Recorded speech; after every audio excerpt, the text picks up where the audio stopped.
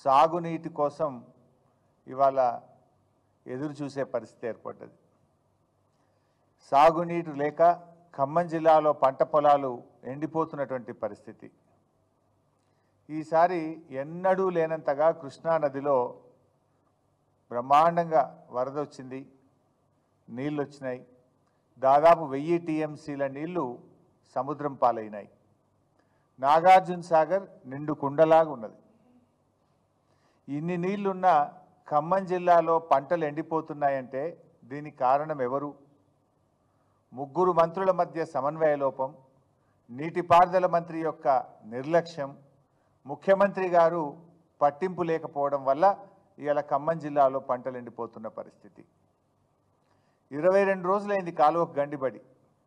September 1వ తేదీన గండిపడ్డది, ఇవాళ 23వ తేదీ.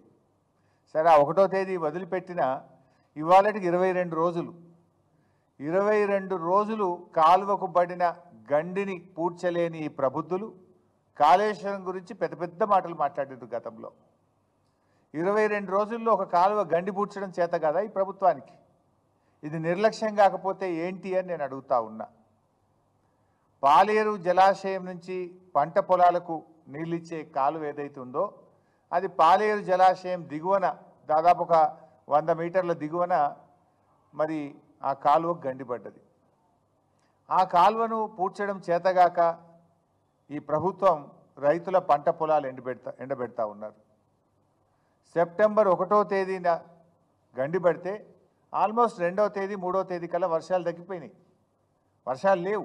గత 22 రోజులుగా ఏదో వర్షాలు పడ్డాయి, పని సాగలేదు అనే పరిస్థితి కూడా లేదు. 22 రోజులుగా ఏం ఇబ్బంది లేదు పనిచేయడానికి. చిన్న మరమ్మతు చేయకపోవడం అంటే ఈ ప్రభుత్వం యొక్క నిర్లక్ష్యం, ఇది మంత్రుల సమన్వయ లోపం. ఈరోజు పరిస్థితి ఏంటంటే మా వీరయ్య గారు ఉన్నారు, అజయ్ గారు ఉన్నారు, మా ఎంపీ గారు రవి గారు ఉన్నారు. వాళ్ళందరూ కూడా రోజు రైతుల నుంచి ఫోన్లు వస్తూ ఉన్నాయి. 1000 ఎకరాల్లో పంట నష్టం జరిగింది. చూడండి ఎట్లా ఎండిపోతున్నాయో పొలాలు చూడండి దయచేసి. నెర్రలు బాచినాయి పొలాలు.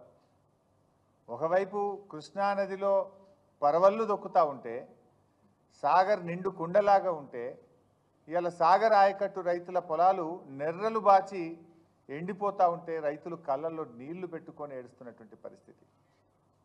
ఇది కేవలం ప్రభుత్వం యొక్క వైఫల్యం, ప్రభుత్వం యొక్క చేతగాంతనం, ప్రభుత్వం యొక్క నిర్లక్ష్యం వల్ల ఈరోజు ఈ లక్షల ఎకరాల్లో పంట ఎండిపోయినటువంటి పరిస్థితి. ఇలా పాలేరు నియోజకవర్గం, ఖమ్మం నియోజకవర్గం, వైరా నియోజకవర్గం, సత్తుపల్లి నియోజకవర్గం, మధిర నియోజకవర్గం మొత్తం పంటలు ఎండిపోతున్నటువంటి పరిస్థితి ఉంది. ఇప్పటికే రైతులు, నేలకొండపల్లి రైతులు ఎన్ఎస్పి కార్యాలయాన్ని ముట్టడించారు. కూసుమంచి, ఖమ్మం, వైరా, కల్లూరు అన్ని మండలాల్లో ఇవాళ ఎన్ఎస్పి ఆఫీసులను ముట్టడిస్తున్న స్వచ్ఛందంగా. ఈ పార్టీ ఆ పార్టీ కాదు, రైతుల కడుపు మంట. రైతులు పార్టీలకు అతీతంగా పోయి ఎన్ఎస్పి కార్యాలయం ముందు ధర్నాలు చేస్తుంటే ఈ ప్రభుత్వం మొద్దు నిద్రపోతూ ఉంది. బాధ కలిగేది ఏంటంటే పోయిన సంవత్సరమేమో వర్షాలు పడక, సాగర్ ఆయకట్టుకు నీళ్లు లేక కరువు వచ్చి పడ్డది. పోయినసారి అట్లా నష్టపోయిన రైతులు నీళ్లు లేక పంట వేయక పడావు పెట్టుకున్నారు పొలాలన్నీ.